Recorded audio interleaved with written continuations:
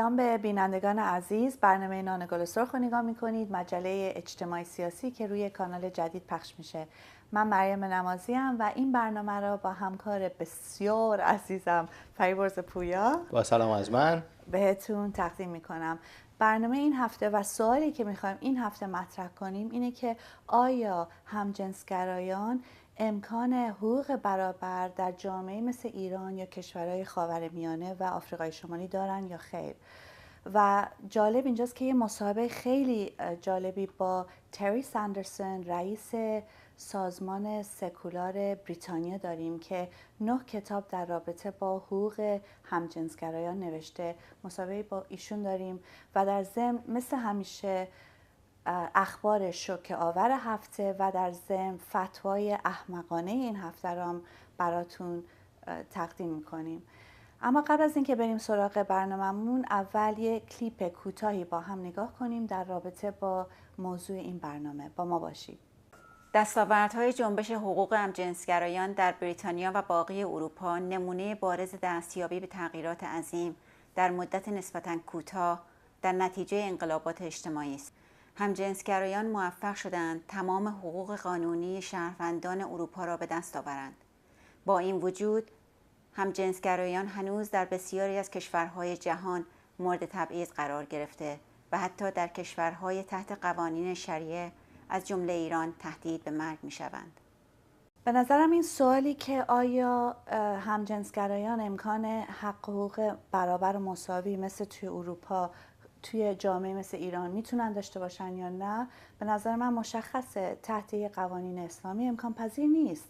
به خاطر اینکه وقتی هم تو اروپا نگاه میکنیم یا توی بریتانیا برای مثال که مصاحبه کننده‌ای که باش مصاحبه کردیم بعداً بیشتر مطرح میکنه، میبینیم که هر چقدر حق و حقوق همجنسگرایان، زنان، اقلیت‌های مذهبی، آزاداندیشان، آتیسا هر چقدر بیشتر حق و حقوق داشتن، این مترادف بوده با سکولاریزه شدن جامعه. یعنی یه دولت یا قوانین اسلامی اجازه نمیده یا مذهبی اجازه نمیده که همجنسگرایان حق و حقوق برابر داشته باشن. منم فکر می‌کنم صحبتی که می‌کنین درسته. تحت قوانین اسلامی حقوق اجتماعی، حقوق سیاسی، حقوق مدنی بخش‌های متفاوت جامعه طبیعتاً قابل اجرا نیست، ولی این بدین معنی نیست که جامعه نمیتونه برای این حقوق مبارزه بکنه. و در واقع ما اینو میتونیم ببینیم که به خصوص توی جمهوری اسلامی با اینکه قوانین شریعه و قوانین اسلامی حاکمه، مبارزه برای همین حقوق پایمال شده تحت این قوانین ادامه داره و یک نوع همبستگی تو جامعه داره به وجود میاد بین کسایی که مورد تبعیض قوانین اسلامی قرار میگیرن. شما وقتی حقوق جامعه میبینه که حقوق زنان به این شکل پایمال میشه، در کنارش میتونه ببینه که حقوق همجنسگرایان هم داره پایمال میشه، حقوق کودکان پایمال میشه، حقوق کارگران پایمال میشه و یک همبستگی طبیعی به وجود میاره و در ضمن جامعه به نظر من داره متوجه میشه بیشتر و بیشتر که همجنسگرایان به حقوق همجنسگرایان رو باید به رسمیت بشناسه و در واقع رسمی شناختن این حقوق از طرف احزاب سیاسی اپوزیسیون داره شکل میگیره و این یکی از دستاوردهای این جنبش آزادیخوانه در ایرانه و به نظر من این آینده روشنی رو برای این ترسیم میکنه. یعنی دقیقاً حتی توی جامعه مثل ایران خب وقتی وضعیت زنان رو نگاه میکنیم میبینیم در این حال زنانی هستن که میان بی‌حجاب میشن و علیه اعدام مبارزه هست، مبارزات مختلفی هست که این محدودیت‌های قانون و قوانین اسلامی رو عقب میندازه، روش فشار میذاره و اینم در رابطه با حقوق همجنسگرایان هم میشه دید. یعنی واقعا تعداد زیادی همجنسگرا تو ایران هست. میدونیم که چند وقت پیش محمود احمدی نژاد گفته بود که هیچ همجنسگرایی تو ایران وجود نداره، ولی خب مشخصه که اینطور نیست. همجنسگرایان همه جای دنیا وجود دارن. تو ایران هم اتفاقا یه آمار خیلی جالبی اومده که یه تحقیقاتی شده برای خود مجلس جمهوری اسلامی و با 142,000 جوان و شاگرد مدرسه باشون یه آماری گرفتن و از این آمار دیدن که 80% دختران که ازدواج نکردن دوست پسر داشتن، رابطه جنسی داشتن و 17% از این 142,000 نفر همجنسگرای بودن.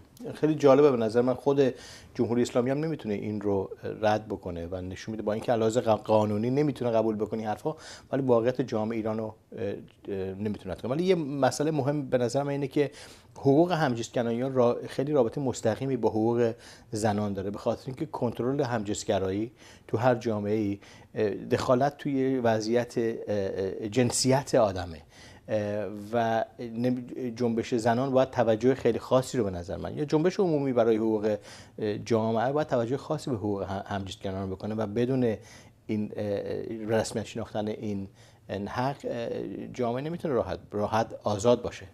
نظر شما در این رابطه چیه؟ الان بریم پای صحبت تری ساندرسن، یه مصاحبه واقعا خیلی قشنگی باش داریم در رابطه نه فقط مثلا نیاز جدایی مذهب از دولت برای به دست آوردن حقوق برابر برای همجنسگرایان، بلکه چطوری کسی که همجنسگراست میتونه زندگی خوبی داشته باشه، زندگی خوشبختی داشته باشه و مادر پدرها چجوری میتونن به بچه هاشون که همجنسگران چه رابطه باید باشون داشته باشن. حتما به این گوش بدید، با ما باشید.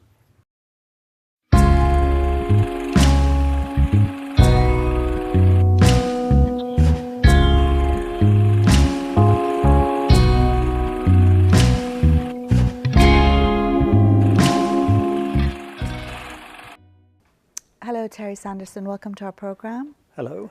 It's a great pleasure to have you, and especially with the wonderful work you do with the National Secular Society, an organization which I personally am in love with, particularly given the fact that it's well known for being a bulldog and very often aggressive.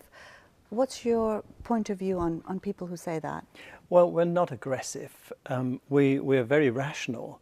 I mean, aggressive seems to suggest that you're out of control, but all our campaigns are actually very carefully thought through. And we are a bit militant, more militant than some other secularist groups, but that is, I think, is necessary sometimes in order to make people listen to you, because secularism is an issue that religious organizations and religious leaders would love you not to talk about. They would love you not to think about taking their privileges away. So occasionally you do have to shout, and that gets us a reputation of being aggressive. But when we do shout, we're shouting common sense, and we're not shouting for the sake of it. I mean, definitely. What do you think of people who very often equate, let's say, militant secularism with religious extremism? Well, it's ridiculous, but I understand their motivation for doing it. They misunderstand what secularism really is. And secularism is not about taking their religion away from them.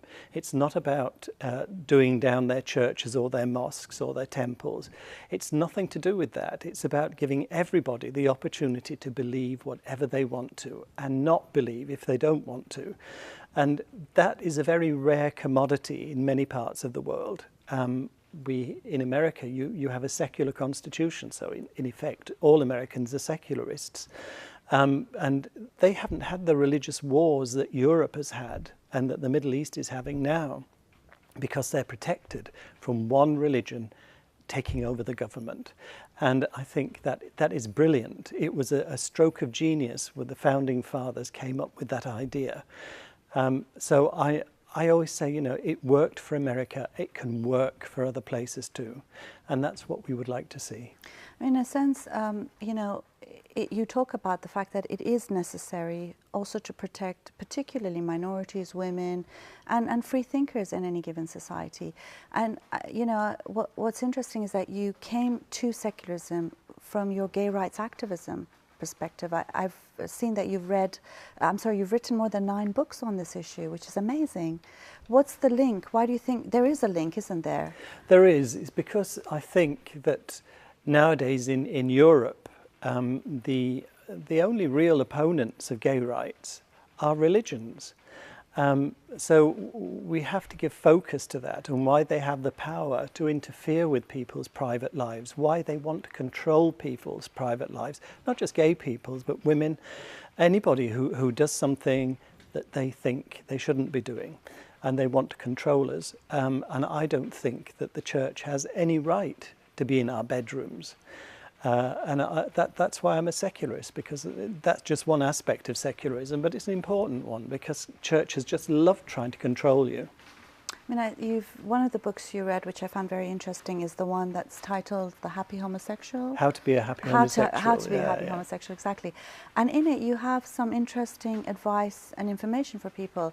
And obviously, a lot of our viewers are going to be in Iran, but I'd like you to go through some of them. One was the issue of not being invisible, how that really helps someone. Yeah, I wrote that book originally at the very beginning of the gay rights movement back in the early 70s, when it was very difficult for people to be honest about who they were. Homosexuality had only just been decriminalised in Britain, so people were still very wary about being open about it. But a movement formed about young people who were fed up with having to hide, fed up with being denied the right to be who they were and to love how they wanted to love.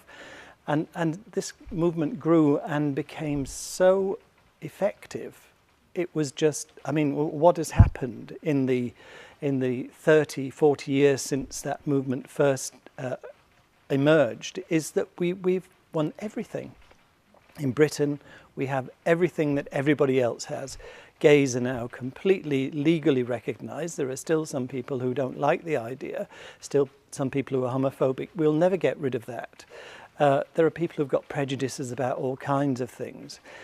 So I'm not bothered, really, that there are some people who don't like gay people.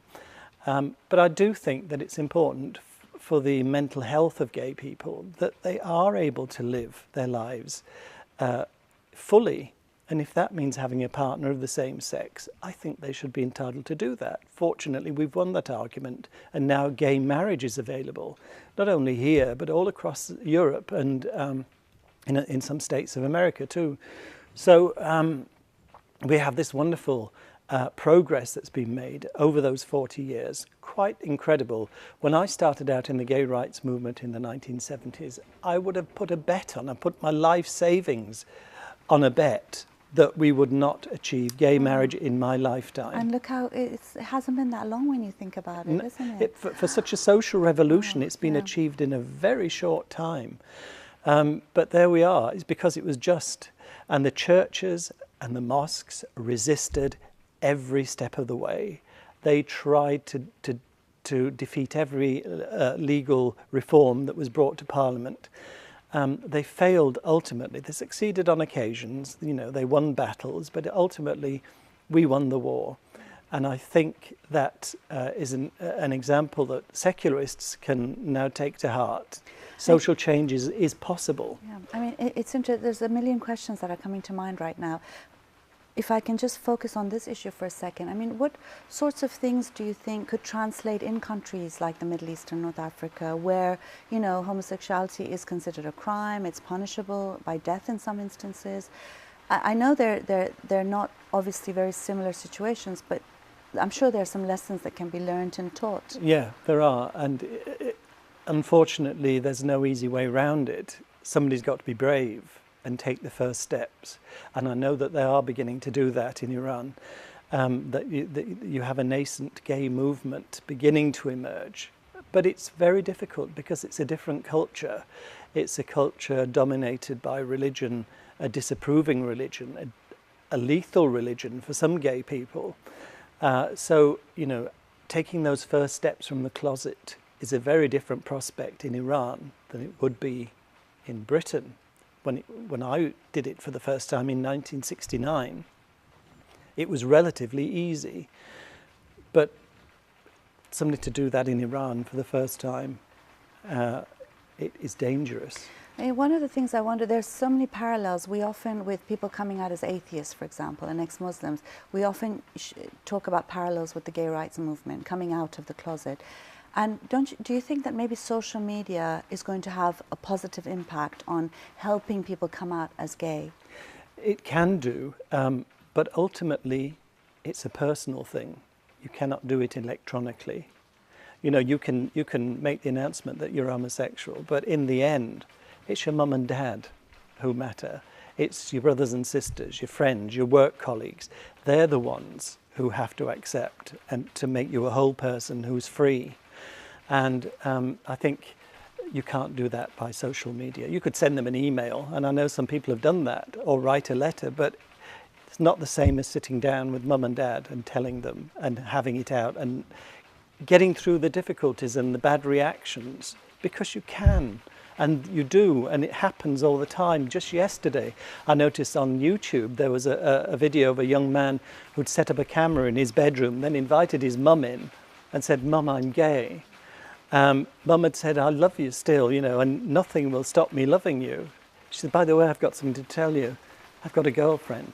So, you know, all kinds of things can happen on this journey. Sometimes it's difficult and hard. Sometimes it's very easy. You don't know till you do it. But the reward is that you have a full, honest, open life that you can live with your partner. And I think that is so important, because I've seen so many people go through lives denying and refusing to come out of the closet, living a lonely old age where they've never experienced the wonderful feelings that loving another person bring. So nobody should deny themselves that. And even if you have to do it because of cultural circumstances, if you have to do it secretly and behind closed doors, try to do it, because you'll be a better, more whole, happier person. So although my book was called How to Be a Happy Homosexual, I think it would be more honest to say how not to be an unhappy homosexual. The way to be unhappy is to keep on hiding and denying and refusing and saying, "No, I'm not." That is the way to make yourself miserable. You also in your book talk about how parents can deal with gay children, and I think that might be interesting and important for people who live in Iran. Well, in my book, which I called How to Cope If Your Child is Gay, the first thing I said on the front page was, do not do anything precipitous. Don't kick your child out. Don't sort of abandon them and tell them to leave the house and never darken our doors again. Don't do anything like that. Wait. Give it some time to cool. Start to think. Start to investigate. Start to question.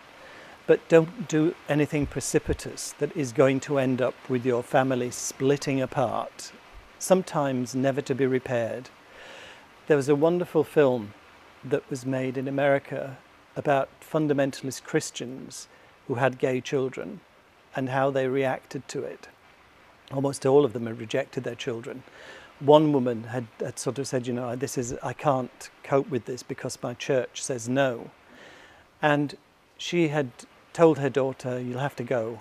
I don't want you in the house." Her daughter had gone away and written her a letter saying, you know, "I'm really sorry that you've done this, because I still love you and I will always love you, and I'm here when you want me." And the mother had screwed this letter up and thrown it in the bin. But then she produced it, she'd unscrewed it, and she said, "This is the letter." She said, "My daughter hanged herself almost as soon as she'd written this." She said, "And I will never forgive myself for that."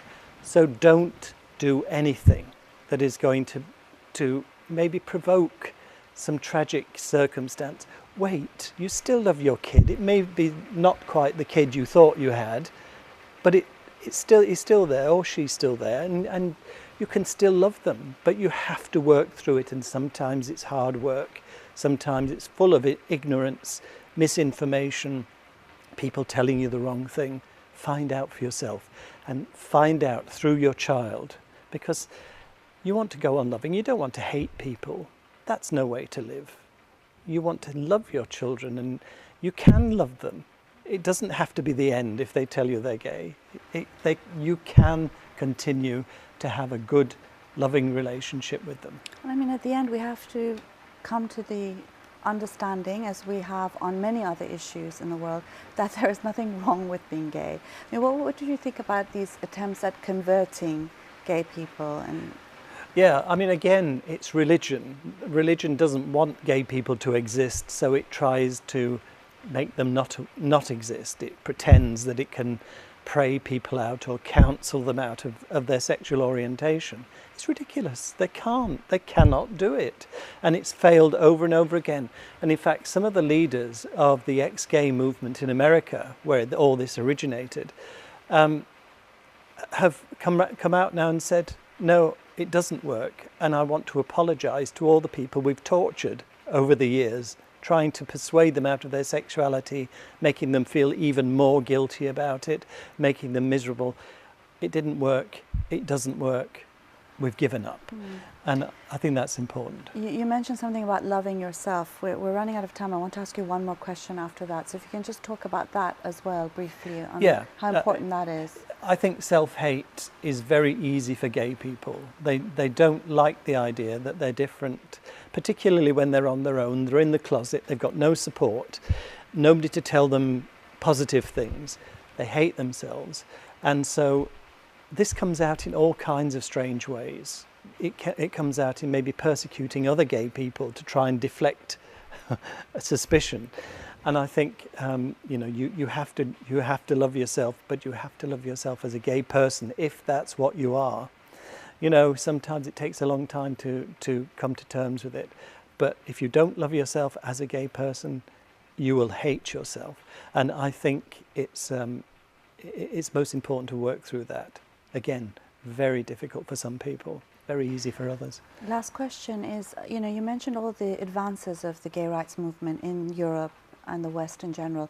Do you think that movement has a responsibility to the gay rights, the burgeoning, the nascent gay rights movement in Iran, the Middle East and North Africa? Yeah, absolutely. And I think that is where attention is beginning to turn now. We've done our achievements, we've got what we wanted. There's nothing else we can campaign for in Europe, really, except social acceptance. But that's something that's done on an individual basis. The focus is now turning to foreign persecution of gay people. And there's a lot of campaigning being done in the EU, in the United Nations, and in local gay groups who are trying desperately to support these emerging gay movements in places where it is very difficult and very dangerous to make this move towards an organised movement. We hope we can support them, but we're up against huge odds that were never there for the British gay movement. But like you never know, maybe in our lifetime. Maybe. Thank you very much, Terry. All right, thanks.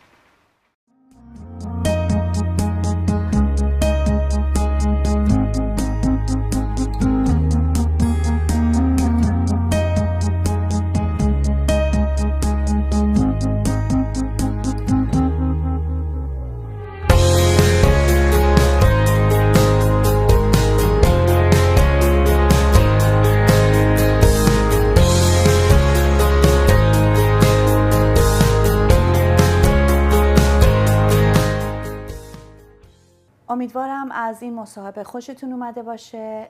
تری ساندرسن واقعا مسائل خیلی مهمی رو مطرح میکنه. یکیش مسئله همین که ارتباطی که و رابطه و حمایتی که باید ما از همجنسگرایان نشون بدیم و در ضمن خود همجنسگرایان چه نیازی وجود داره که خود به رسمیت بشناسن جنسیت خودشونو و در ضمن دوستان و آشنایشون چجوری باید حمایت کنن از کسی که هستن. این خیلی کمک میکنه برای اینکه یه نفر بتونه واقعا زندگی انسانی تری داشته باشه، حتی تحت قوانین اسلامی. آره، به نظر من خیلی مسئله جالبی رو و مصاحبه خیلی جالب بود. به نظر من باید به تری ساندرسن تبریک گفت برای این مصاحبه خیلی گرم و آگاهگرانه‌ای. به نظر من مسائل مطرح کرد که به شدت انسانی و نشون داد که رابطه بین جامعه و حقوق همجنسگرایان چقدر اهمیت داره. به چه زبان ساده و زیبایی به نظر من اینو ترسیم کرد.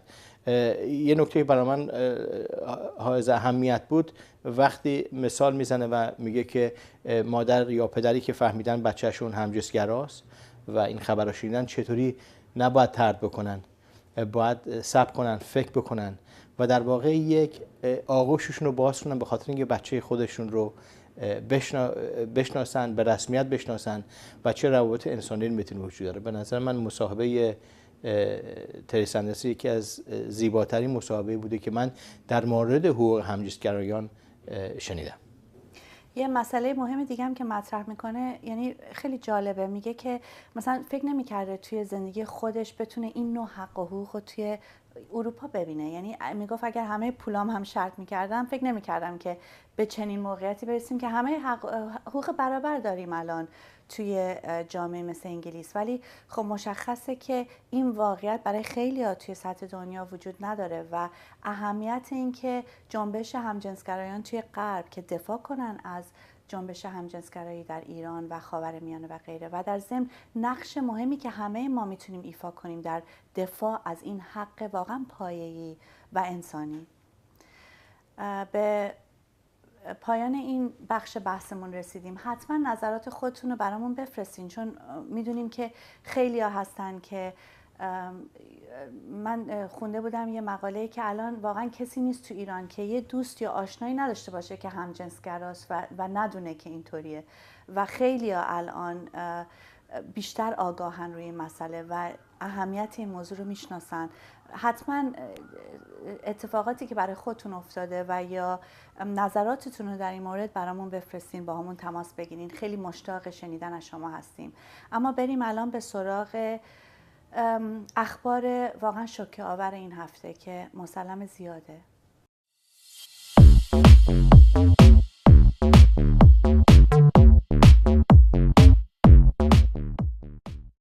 میخواستیم در این بخش برنامه 3 تا اخبار مهم رو براتون مطرح کنیم. یکی اینه که داعش اخیراً یک زن فعال حقوق بشر و یک وکیل رو اعدام کرد. اسمش هست سمیرا صلیح النعیمی در موصول و دلیلش این بود که توی فیسبوک انتقاد کرده بود از داعش.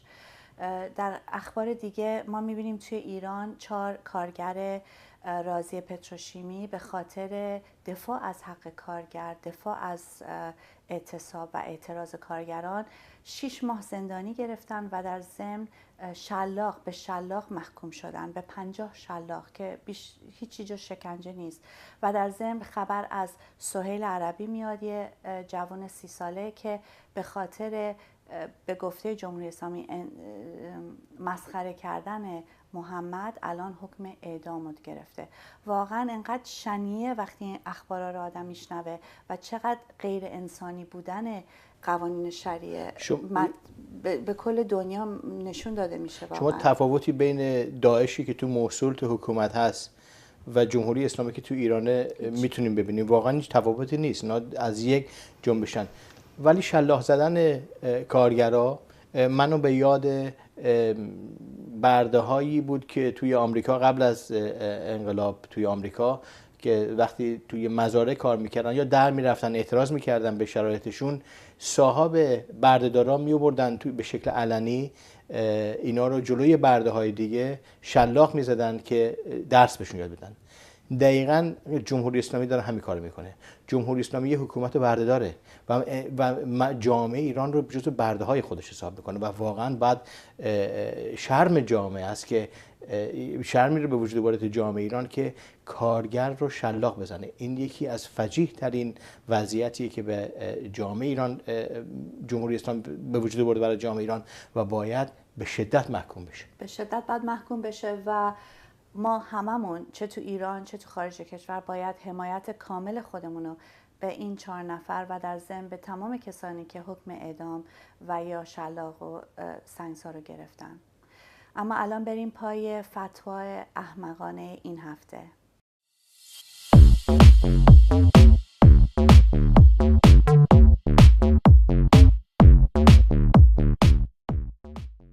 در فتوای احمقانه این هفته، این دفعه از مصر و یکی از رهبران سلفیستا که ملام هست یه فتوا داده، اسمش از یاسر برهامی و گفته که اگر یک مرد جونش در خطر خواهد افتاد، اگر که بره سعی کنه همسری که داره بهش تجاوز میشه بره سعی کنه کمکش کنه، بهتر این کارو نکنه، چون فرق زیادی با اینکه جیبشو بدزدن نداره.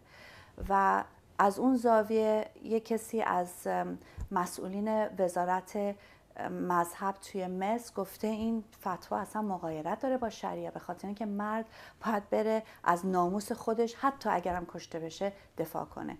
دقیقاً هر دو این اومد مثلا درستش کنه، معلومه که هر دوتاشون یه دیدگاه به زن دارن و همیشه هم واقعا انگار این که فقط کالای مرد و صاحبشه. و دقیقاً، ولی نکته که اهمیت داره مردم به این اراجیف مذهبی که به شکل فتوا بسته بند نمیشه تو جامعه پخش میشه اهمیت نمیدن. آدما برابرن و از همدیگه دفاع خواهند کرد و این مردم توی مصر هم و توی تمام دنیا به این فتواهای احمقانه اینا اهمیت نخواهند داد. و فکر کنم هیچکی به جز این که بهشون بگه فتوای احمقانه اسم دیگه بهشون نخواهد داد. به هر حال رسیدیم به انتهای برنامه این هفتمون.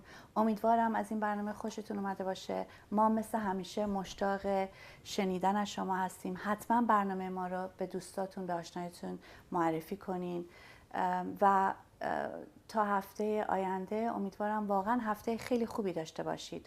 تا بعد.